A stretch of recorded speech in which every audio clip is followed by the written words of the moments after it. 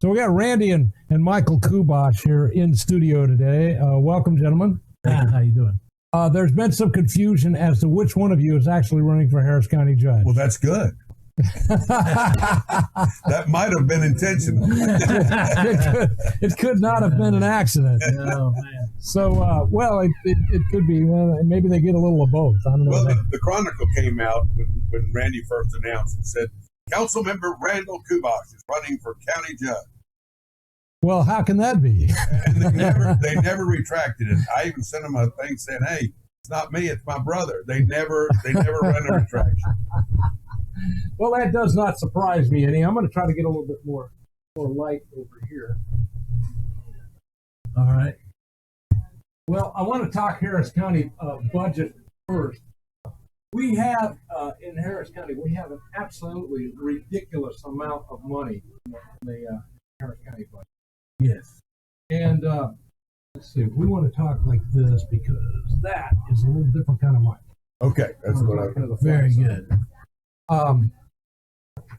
So we've got this incredibly huge budget, and then we've got, I'm just going to be very frank, Lena Hidalgo, whom I lovingly call Dora the Explorer. We've got her right now as county judge. She's never had a real job ever.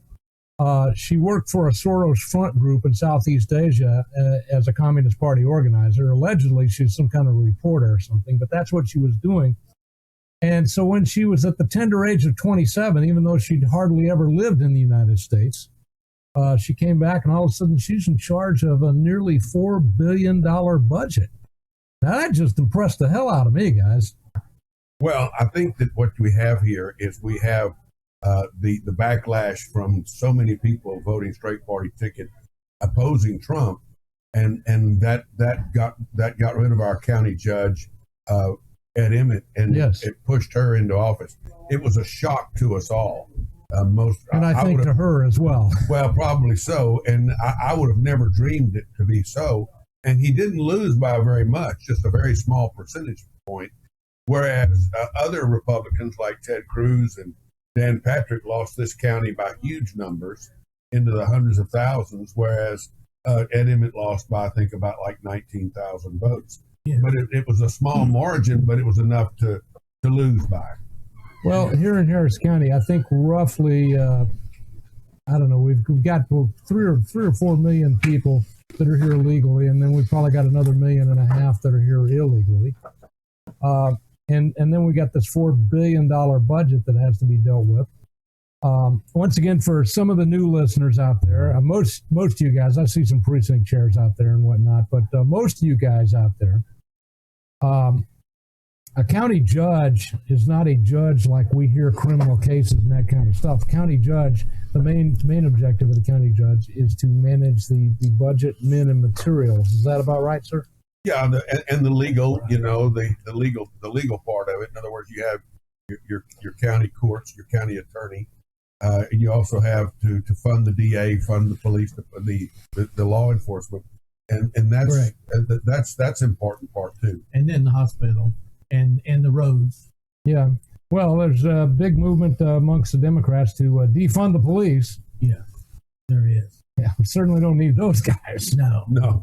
We need to. They reneged on the promise to the sheriff deputies, and we need to reinstate that pay raise. And we need to send a message that the community appreciates law enforcement. Well, I see Tim Kelly in there. He's actually a police chaplain, I believe. And we got to have law enforcement. Well, Randy has a contract with Harris County. I don't know if you've ever seen it. Maybe you can publicize it. I'll give you one. And one of the things that he talks about is how we need to implement the demands made by the sheriff's deputies union and the jailers concerning the jail conditions. The jail conditions are horrible. In fact, even the sheriff himself said that it was facing a point of possible riot. Yes. In the jail. So consequently, we have to do something. Right. And if we got to get some help there. Maybe if we had a good sheriff, that would help. Well, who would want to be a sheriff's deputy and have to deal with criminals every day? Yeah. And all of this, and maybe it's like a calling. You know, I was a pastor for years, and I feel a calling to the pastor. Still do feel a calling. But the thing is just like our school teachers, they're underpaid, but they feel like it's a calling.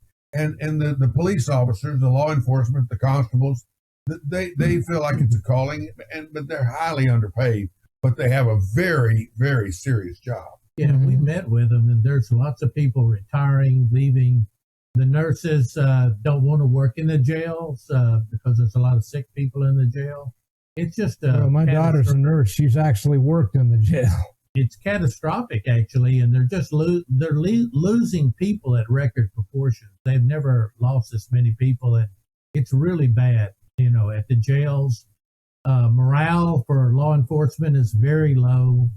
And you can imagine that these people want, if they have an opportunity to retire, they're planning on retiring because they don't feel appreciated.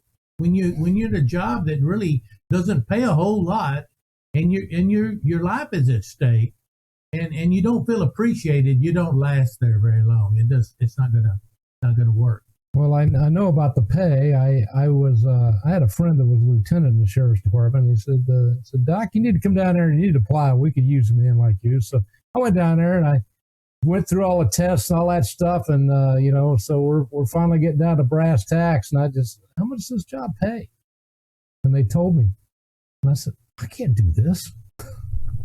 You don't pay enough. I got a family. Yeah. Yeah, I had to leave.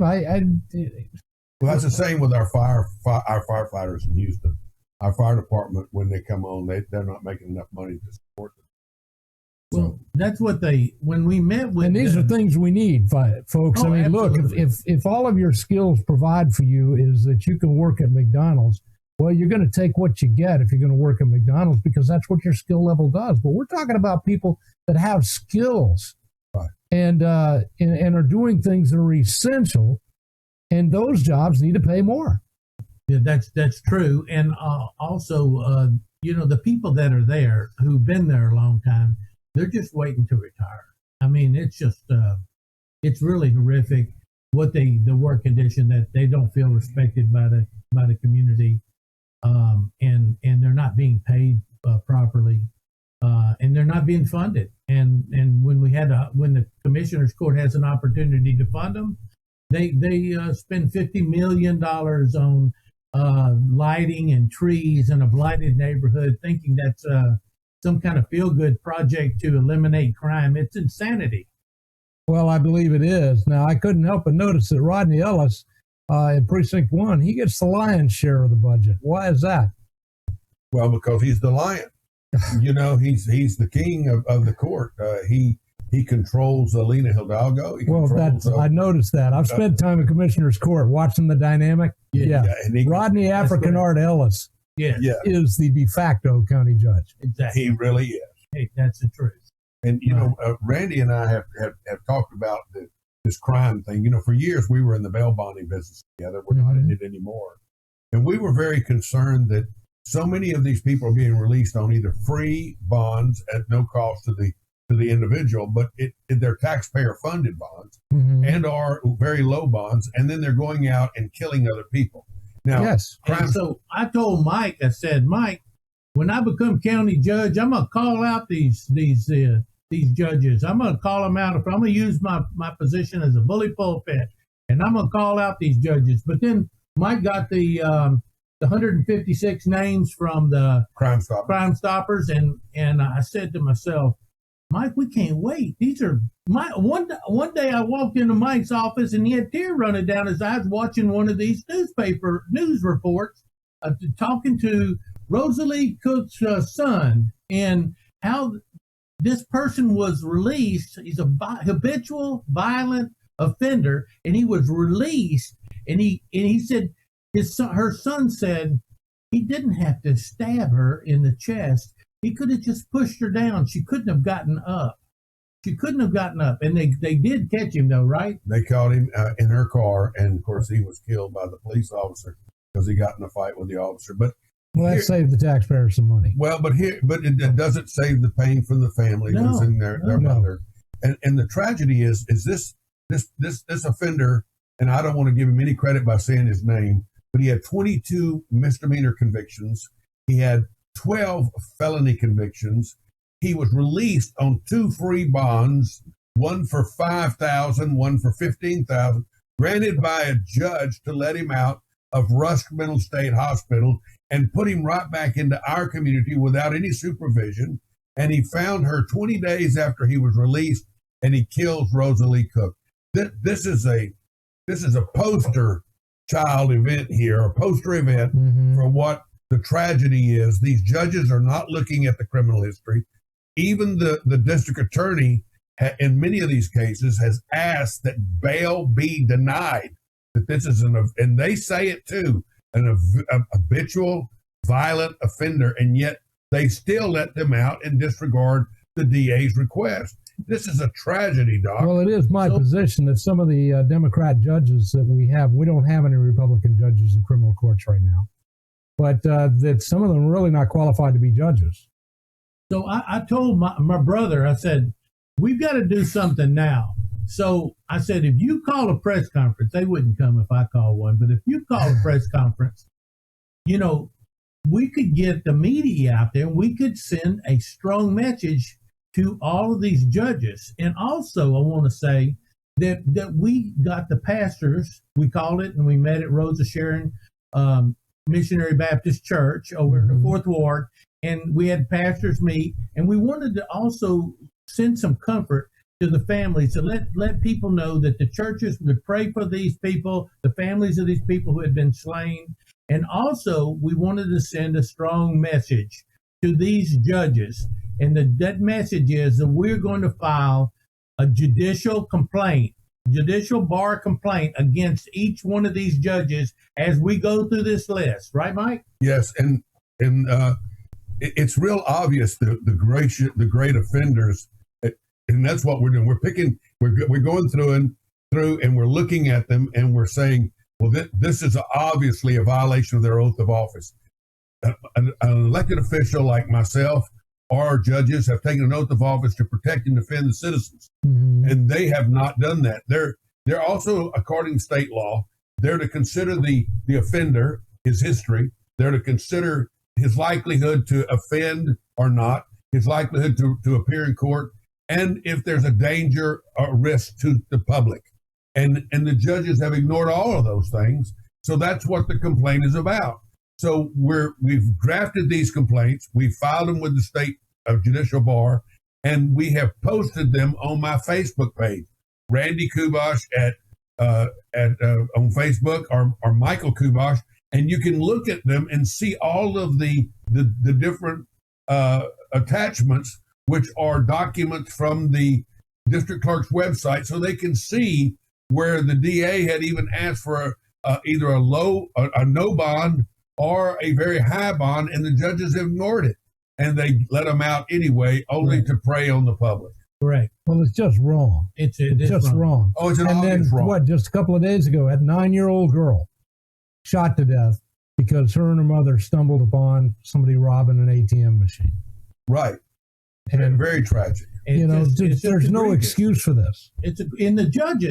When the judges see these files, and there's many of them on the district clerk website, when they see these, there's restricted files. So they know more than you can actually see. And than what we can see. We can see, how egregious. And some of these are juvenile too.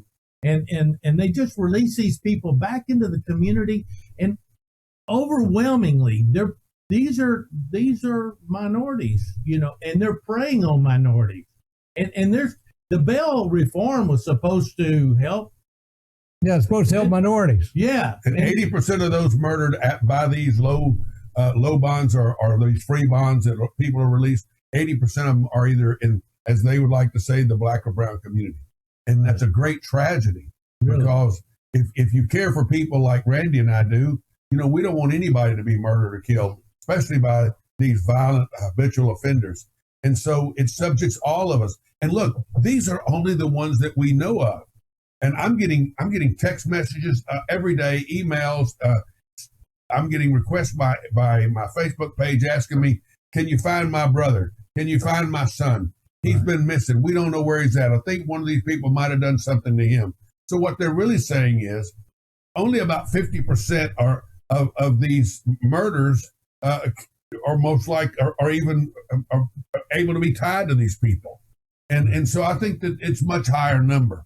That's why there's this to me. This is like living in a third world communist country or something. With when you got crime at this level, it's egregious. This is. I want to tell you this. That Rodney Ellis said in the state legislature when he said that if he would have known, this is a quote, if he would have known that he could have affected the criminal justice system the way he has done, if he could have done this, he would have never run for state senator. He would have run for commissioner. This is Rodney Ellis's plan. What has been going on is Rodney Ellis's I always like to use his full name, Rodney African Art Ellis. Well, and there needs to be a thorough investigation on that.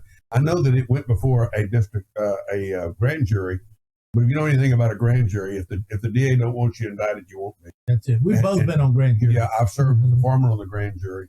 That would be Kim Ogg right now is the current DA. Right, Kim Ogg's the current DA. She's a Democrat, in case you're wondering. Now, the current DA, in many cases, because these are career prosecutors. Yes. And many of these prosecutors have asked for a denial of bail.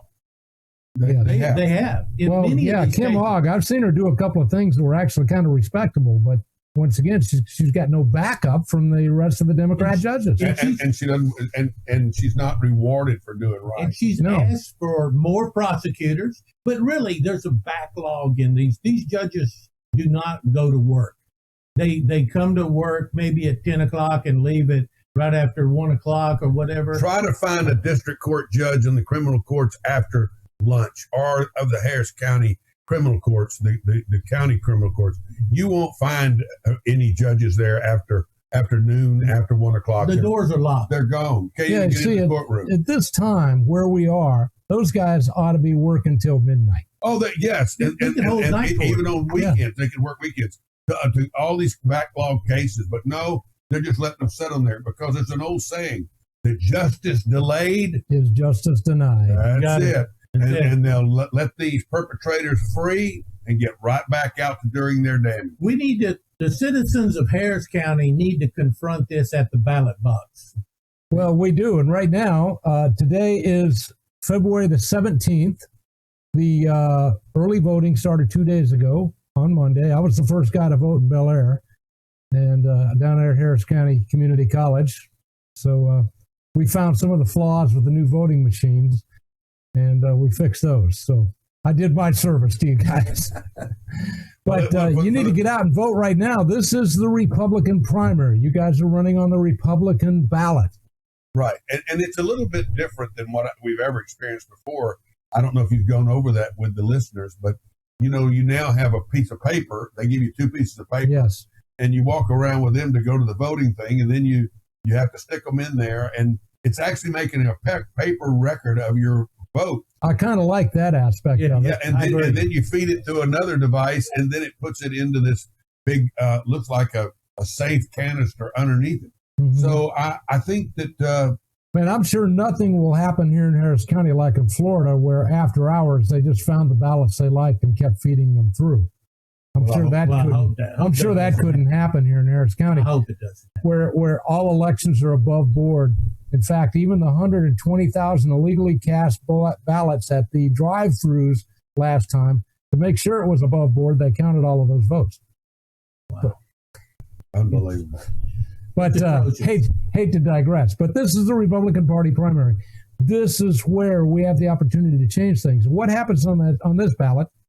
There are several contenders for county judge.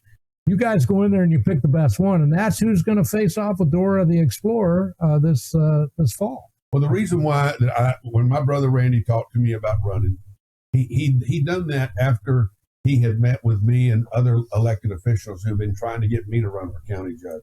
I've been the biggest vote getter in city elections since 2013. and I'm citywide, so I draw a large appeal from the minority communities. Vote for me. Why? Because I stand up for what's right. I stand up against the drag queen story time. Well, wouldn't you guys know I got arrested trying to stand up against that? Well, I'm sorry I got you arrested. And you helped me get my gun back. I appreciate that. You and Mike Knox. And we stood up against you when Mayor Parker tried to get the hero or bathroom ordinance passed. Mike used, because he was a Houston City Councilman, Mike used his delay tactics to delay it, and it was a referendum, so you only had 30 days. Once the ordinance was passed, you only had 30 days to get out enough signed petitions to get it on the ballot. And so that was critical that it got delayed so that we could get it organized. And that was effective, and we worked on that to get that on the ballot, and of course the citizens voted it down. Well, of course, because it wasn't a hero, it was a zero. Well, the ad that showed this little girl in the bathroom, that was the man walking into the bathroom, was priceless. That was a great ad. Yeah, I don't know who came up with that idea, but that was powerful to communicate what we're really trying to tell the public. Yeah, we're scared. There was nothing wrong. That was the equivalent of the little girl with the flower and the atomic bomb going off back in the 70s, 60s. Yeah, it was a powerful ad. But listen, when people started hearing that I was leading the effort to file judicial bar complaints, and this thing just blew up. I mean, not only was I on every newscast, every radio station of any size, but I was also on national news, Fox and Friends, and Newsmax. And what happened was that we wanted to do what was right. And people now are calling me, saying, other news outlets are saying, well, what are you really trying to accomplish? I said, I'm already doing it. You're calling me about it. You're drawing attention to it. That's what this is about. It's shining a light on these cockroaches, as I like to call them. And we're raising awareness that these judges have done something wrong and they need to be challenged. Exactly. And somebody like me, elected official, they said, well, we've never had anything like this. Another elected official going after other elected officials like this. I said, I'm doing what the people would expect me to do. They will never judge me on whether or not I try and fail, only if I don't try, and I'm going to continue to push the envelope. Well, a lot of elected officials are not like my brother Mike. They don't have courage to stand up. He never backs away from news media wanting to talk to him about something. And one day we were riding home, and Mike says, I feel so good that I have never taken any kind of kickback or anything, and it is such a good feeling to know that I have a clean conscience, and it just means a lot. And I'm real proud of him. He's been a warrior, a political warrior. And the thing is, Doc, it's when the FBI was at the one of the city health department yesterday. No, I didn't know this. Well, they raided the Houston City health department, took out 6 to 8 boxes of stuff, and they're saying there's to do a raid like that, you have to have a federal judge to sign a probable cause statement. You got to know what you're going after. You got to know who you're going after. You got to know what's going on. Now, they're not going to share that with us yet, but they came into that office, took out all these things, and they also did that with Rhonda Skillen Jones, if you remember. I remember that. Yeah, and she took a deal, 5 years in federal pen, but she also wore a wire, and she was working for who? Rodney Ellis. But reason why they go in and do that? They're afraid they're shredding the documents when they're afraid they're destroying documents. Of course, my level of confidence in the FBI, famous but incompetent, is not very high, because let's face it, the FBI primarily these days exists to support the regime in power and to persecute those who are against it.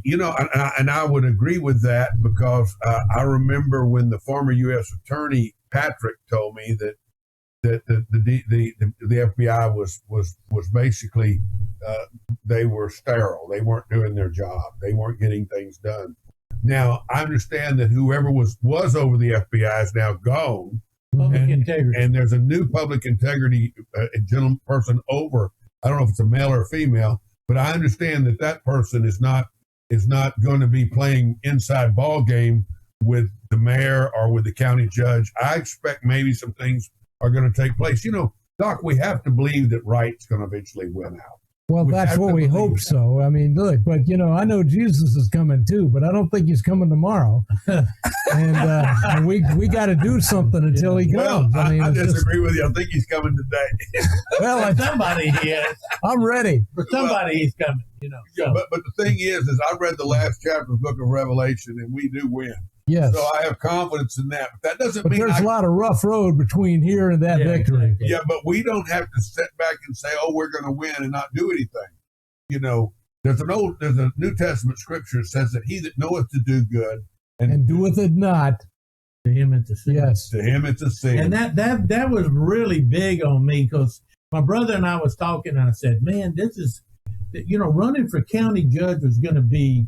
I view it as a war. It's going to be a war. And well, you need is somebody who's got courage, battle tested. Yeah, and they've been battle tested. So my brothers and I, we've been battle tested. We fought the city hall. And I just wish I'd have had you on 2 weeks ago. Yeah.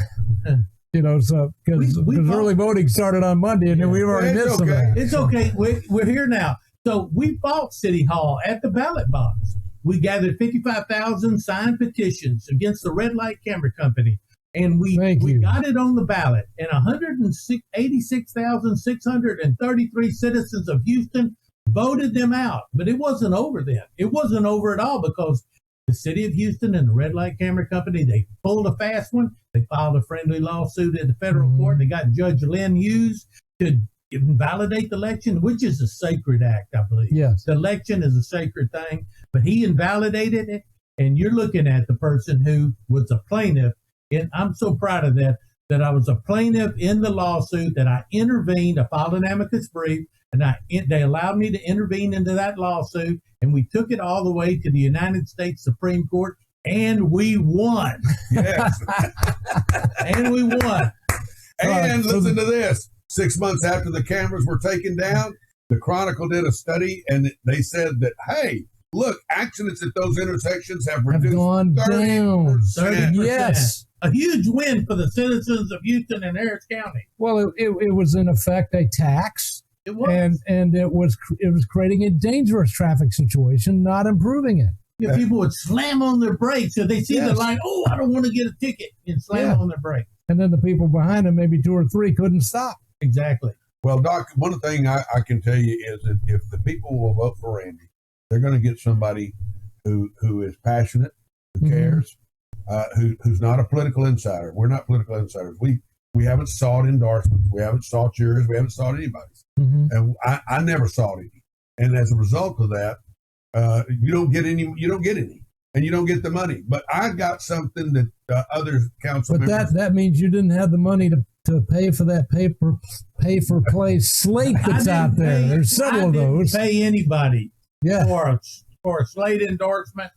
And years ago, when I was precinct chair, I came out against that, because Mike was the finance committee chairman. I was the secretary of the finance committee, and we were raising money. And I spent a lot of time putting together a book of prior donors, gave them to the whole committee. We were calling all these people. And while we were calling them, and they were giving me an earful about how they didn't like what was going on with the party, and it was just atrocious. And we had to fight back against that. And I see these candidates were telling me how that these paper play slates were fleecing these candidates for money. That's all it is. It's fleecing the candidates. Well, that's what it is. Judge candidates. And it goes to the highest bidder, folks. Exactly. That's why when I get those, I always read them, because I find it interesting, but I don't put any stock in them. And those of you that ended up on my recommended list, you're very fortunate. You earned your way on there. Nobody paid me a nickel to be on there, just like nobody pays to be on this show. And we do this as a service for you guys, so that you guys have a chance to meet some of these people you'd otherwise never get to meet. So like and share. If you're watching this on YouTube, like and share. Do it now. Put it all over your social media. We're talking with Michael and Randy Kubosh. Randy is running for Harris County Judge, and it's an incredibly important position, an absolutely huge budget. And since Ed Emmett left, well, things have pretty much gone to hell in a handbasket. Yes, it has. And we're not beholden to any donor class. We're not beholden to anyone. Just like my brother says, I don't owe anybody anything other than the citizens of Houston. I say the same thing. When I'm county judge, my obligation is to the citizens of Harris County. I'm not going to be looking at some donor class who gave me some money, because I put my own money in. And so that's just where we're at. We're outsiders. We're political outsiders, what we are. Well, we need to do something, because what we have going on right now is not just not serving the people well here in Harris County, but we're dealing with absolute corruption here in Harris County. And if we don't get an honest person in there as county judge, we're never going to be able to solve this problem. And with all the money that's involved in this thing, it's really critical. We need to institute transparency, because transparency is the cure for corruption. It is. Complete transparency. The books, everything. And that's what my brother's been trying to get done at the city. We want it because they got all these CARES dollars, right? And the council doesn't even get the chance to approve them, and it just goes through the mayor. And we need to put a check registry at the city, and we need to do the same with the county, and so people can know where the money's been spent, because transparency is the only cure. Well, don't get me started on Mayor Turner. There's a guy that makes me wish we had term limits. But, in county court, right now the Democrats have the majority over there, and Rodney Ellis gets whatever he wants. That's why he does have the lion's share down there. And I am still absolutely amazed and incredulous, because I saw the video the one time it was on TV when they discovered that big warehouse full of African art, county-owned warehouse, and Rodney Ellis shows up on camera and says, y'all can't be in here. And then it was gone. Nobody ever heard anything from it again. And nobody knows who actually owns that art. No. Who knows? It could be stolen. We don't know. But it looked like a lot of money. Yeah, and it also brought over some indigenous bugs from Africa, and they came. That can't be good. No, and what they did was they realized that these bugs were coming out of this art. It was because it's wood. Wood, yeah. So what they did was they had to fumigate the thing to try to kill all the bugs that were in the art. All that was paid for by the county dollars. Yeah. They had the air conditioning. All that was paid for by county dollars. They had to renovate it. All that was done with county dollars. For this art work that nobody can see, that's in a county building that belongs to the county, but whose art is it? And if you ask him, he don't know who it is. Well, no, but you can't be in here. That's what he said.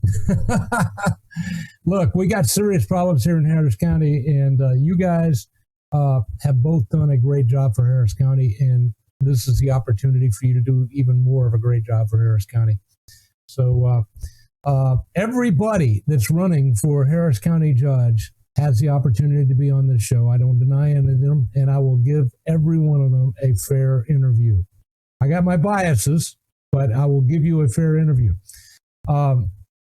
So the election is happening now. The official election day is going to be March 1st, which is Fat Tuesday for those of us down here in South Texas and Louisiana. You guys have got to get out. You've got to vote. And I recommend you go out and vote early. I did.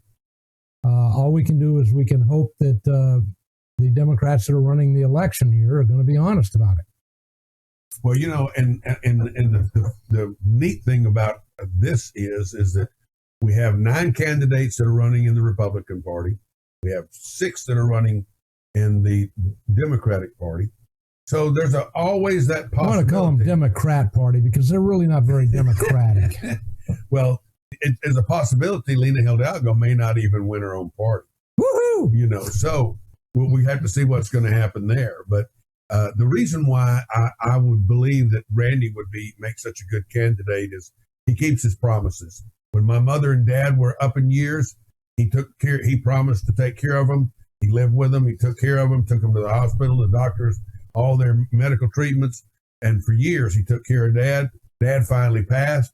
Mom said to him, "Are you going to take care of me like you took care of Daddy?" And she said, "Yes." He said, "Yes, I am." And so he lived with Mom for about 7 years, taking care of Mom, put his life on hold. Wow. And he really helped all of us brothers out because we all had families that were married. He had a family, but he wasn't married at the time. And he lived with Mom and kind of put his personal life on hold. And he stayed with Mom up until she passed. And he said to me, "You know, if I keep my word to my mom and my dad, that's the fourth commandment with promise, the 10th commandment of the 10 commandments." And he says, "I'll keep my word and my promises to the Harris County voters." Yeah, but that's one of the 10 commandments. Very, very important. My wife and I took care of her father until he passed. So 3.5 years he lived with us. It was brutal. She was bedridden. She had dementia and Alzheimer's. It's a terrible thing when people have to deal with that. But I took care of her, and it was a privilege. It's a privilege because I loved her, and it just goes to it's just a small way to show that what I believe in commitment, and I believed it, and I kept my word with my parents, and I have made a contract. If you can see it, it's on this yellow paper. It's there's 13 items here. Yeah. Hand me one of those. 13 items, and there should be 14 or 15. And I just want to say to you that I kept my word with my parents, and I keep my word with the Harris County. When I become Harris County judge, I'll keep my word. I'll do what I say. And my brother's my political consultant, so I like to say that when I become county judge, he's coming with me, and I know he's a city councilman and everything, but he's going to be helping me. And we need, the Bible says that one can chase 1,000 and two 10,000. And I want to tell you that having someone with you, I've been an encouragement to my brother, right, brother? Yes, sir. I've been encouragement all along the way, and he's been a warrior standing up. And he's been doing the same with me. We go everywhere together. People say we look a lot alike. I think you look a little bit like Santa Claus. Well, everybody's always said that about you. Yeah, but it's okay. We all take it in good humor. We like to go places together. We've been real close. We worked together for many years. I used to lead his congregation. When he used to be a pastor, my brother used to be a pastor. And my brother said, "Hey, Randy, why don't you come down and help me with the church?" So I quit my job at Mobile Oil over in Beaumont, and I went to the church, and I started helping him. Of course, working for oil in Texas is sort of a religious experience. So I led his congregational song service. I eventually became his children's pastor. And one day my brother says to me, "Randy," he went to Davenport, Iowa, where the largest bus ministry was in the whole country. And he says, "Randy, we got to start a bus ministry. We got to get by a bus, and we got to go out there and reach the community for God. We just got to go out there." So I looked at him and said, "Okay, we're going to buy a bus." And we bought a bus. And he said, "Now who's going to drive?" I said, "Who's going to drive it?" He said, "Well, you are, brother." Thanks. So I would get up on Sunday morning, and I would fill up the bus, and I'd go pick the kids up. The bus would only hold 65, so sometimes we had to make 2 routes, and I'd bring them to the church, and it was a wonderful time. You had to have somebody with you because kids can get unruly if you didn't have an adult. No fooling. And so if you don't, no fooling. And I got 10 grandchildren, and right now I'm living here with several of them. So if you don't put on a program for them, they'll put one on for you. I can assure you won't like theirs. Yeah. And so I was children's pastor. I did stage magic, puppet shows, and dramatic stories for them. Dress up like one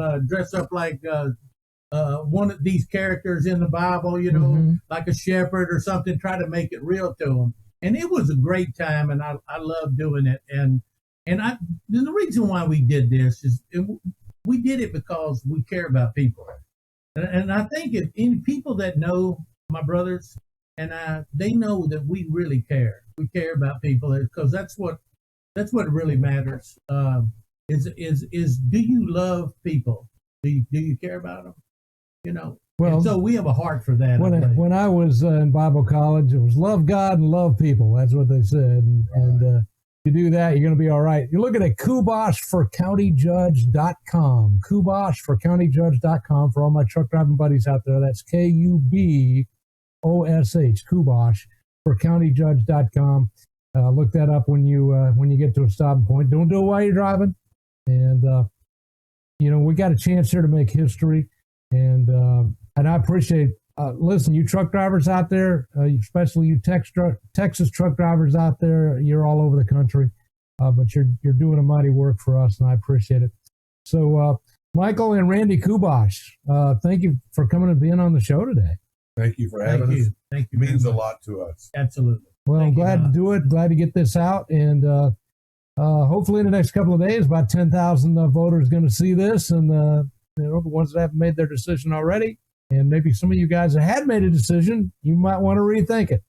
So on that note, I appreciate it. We're going to hit a break. We'll be right back on Right Side of the Mic. Stick around. Enjoy the slideshow. Enjoy the music. Enjoy the commercials. Be right back on Right Side of the Mic.